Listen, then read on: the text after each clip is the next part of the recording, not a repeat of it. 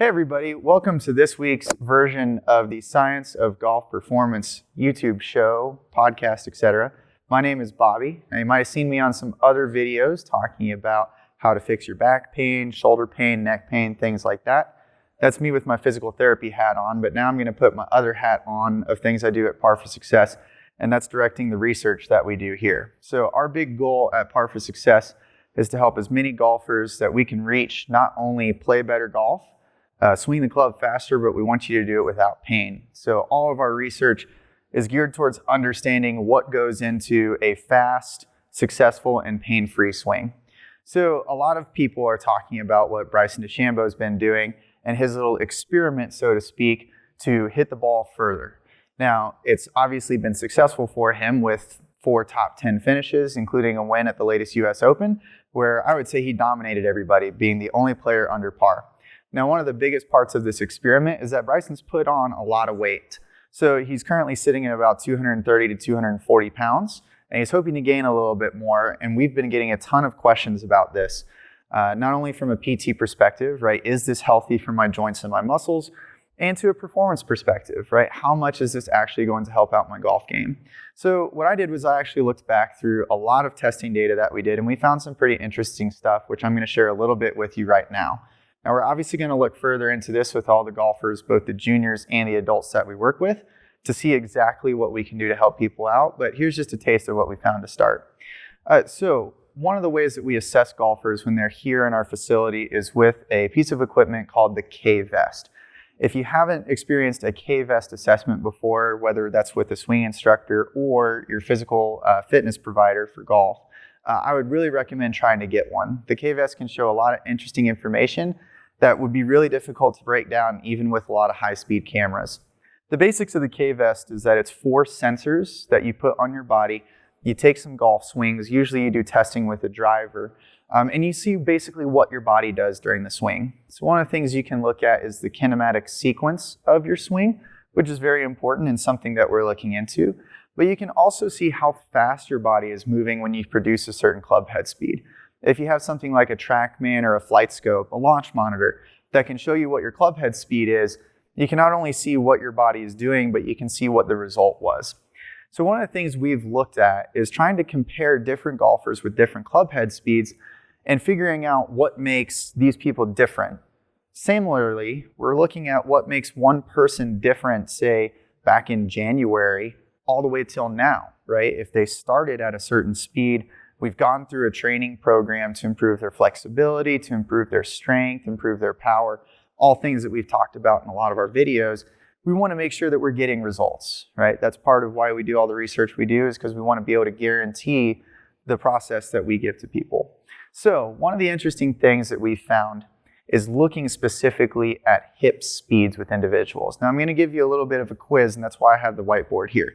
So I gave this quiz to our staff, and it was pretty interesting to go through, so I'm going to do this for you all as well at home. The first thing I'm going to do is one of the most important metrics on the K-Vest. It's your peak hip speed. So basically, it's the point in time where your hips are moving the absolute fastest, okay? Now this is in degrees per second because it's a rotational movement. So we're going to have a column here, hip speed. Now, as we're going through this at home, I want you watching to try to rank these 4 golfers that I'm going to present you with and think about who has the fastest speed. So first, I'm going to give you a pretty good number, 637. Again, this is in degrees per second. All right. To give you some context, all the information on PGA Tour players that have been on a K-Vest says that the PGA Tour range for hip speed is 420 to 510 degrees per second, right? Similarly, the average club head speed on the PGA Tour with the latest information from TrackMan is about 113 miles per hour. So there's our average hip speed range, and there's our club head speed range. So you can see this person is way above PGA Tour averages. That's a pretty good number right there. And I'll tell you, this person does have a very, very good swing. The next one I'm going to give you is a slightly lower number. Okay, so that's 508. All right, so about 120, 130 less than the first individual I gave you.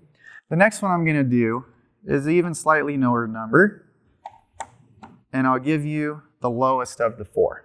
All right? So I did this in order, and there's a reason I did this, because you're probably guessing at home, that person probably swung the fastest because their hip speed was the fastest, and I'm going to guess that person was the slowest. Here's the next piece of information I'm going to give you, is I'm going to give you this person's body weight. Okay, so basically the mass of the individual that's producing that hip speed. So let's see if this changes your rankings at all. So here, this person right here, let's just round up and call him 160 pounds, okay? So that's a pretty good speed combined with a pretty decent body weight. The next one I'm going to give you is this player right here. Let's call him 80 pounds. All right, this 425 degrees per second, we're going to put him at 185 pounds. And this person at the bottom, we're going to put at 225 pounds. Now, the trick here is, does this change your rankings at all? And based on some information I've given you so far, it definitely should.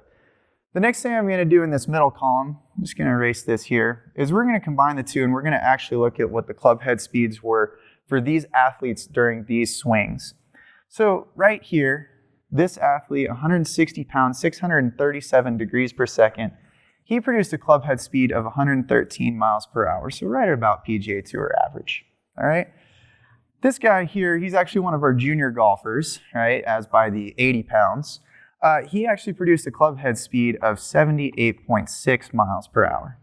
All right. So if you had him initially ranked as the slowest club head speed, you probably have already talked to me, or you know some of this information. All right. The next one, he's actually one of our strongest adult members.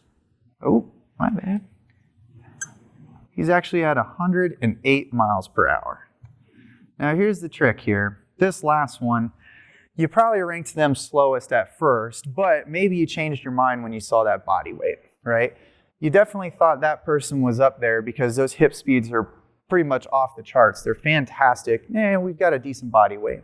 But here's the trick. So this person swung that one at 123.9 miles per hour, all right? Now, obviously, speed is not everything, okay? If you were to rank these players in terms of their actual golf performance, this person's definitely at the top of the list, all right? He's got a beautiful swing. He makes wonderful contact. His average smash factor on our flight scope is about 1.5, which is amazing. But you can see that he's creating so much more hip speed, and he's not producing the same club head speed as this individual who's got quite a bit pounds on him, a little bit bigger, and his hips aren't necessarily moving as fast. So this is just a little teaser taste of information. It's something to think about as you're getting ready for your off-season training program. I know Alex, our performance director, has put a bunch of great information about nutrition out there, and she's going to continue to do so. It's very important because this weight right here isn't just about putting on as much mass as possible, right? Bryson does look a little bit bigger, and that's totally fine because he's put on a lot of muscle mass. It works for him. Part of the importance is figuring out a body weight that works best for you and figuring out how we can get these hip speeds as high as possible, because obviously if we have super high hip speeds and a good body weight, that's going to get us the best results. So hopefully you enjoyed this information. The biggest thing is I wanted to get you thinking about this in terms of golf performance. We have tons of information about how to increase your hip speed, whether that's flexibility or power. And we're working on getting some more nutrition information out there to help you on that side. Hopefully you found this video interesting. If you did, comment what you think. Throw me a like. I would really appreciate that. And then as always, subscribe to our other videos so you see all of our content that we put out there. Thanks, and we'll see you next time.